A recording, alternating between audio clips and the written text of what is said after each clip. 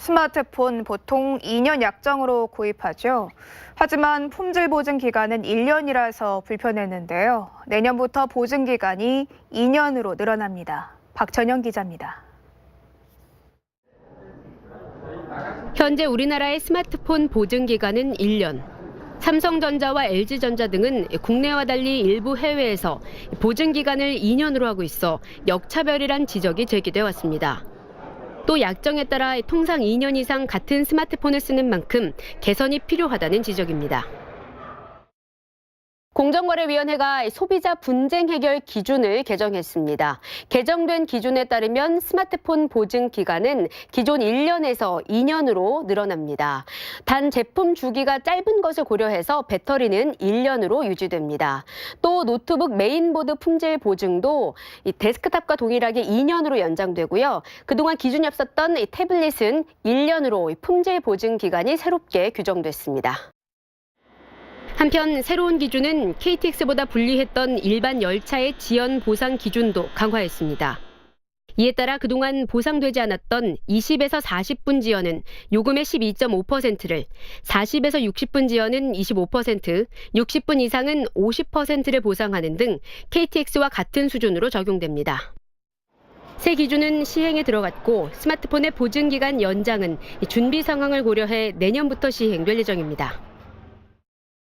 미세먼지 걱정에 요즘은 차 안에도 공기청정기 두는 분들 많습니다. 초미세먼지 99% 완벽 제거, 이런 광고를 하는 제품도 있는데요. 실제 효과는 어떨까요? 사단법인 소비자 시민 모임이 차량용 공기청정기 9개 제품의 성능을 시험했습니다.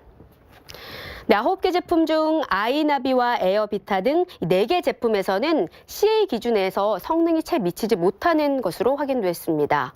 또 3개 제품은 CA 기준은 넘지만 제품 자체에서 표시하고 있는 성능과는 차이가 있었습니다. 그렇다면 유해가스 제거율은 어땠을까요? CA 기준은 60% 이상인데 이를 넘는 제품은 필립스와 3M 등 단 2개에 불과했습니다. 토스와 네이버페이, 카카오페이 등 스마트폰을 활용한 송금, 결제 서비스 성장세가 뚜렷합니다. 스마트폰에 충전한 선불금을 전화번호나 SNS를 활용해 송금하는 간편 송금 서비스의 이용 금액은 지난해 1,045억 원으로 전년 대비 200% 가까이 증가했습니다. 간편 결제 서비스의 이용 금액 역시 2018년 하루 평균 1,260억 원으로 나타나 전년 대비 86% 늘었습니다.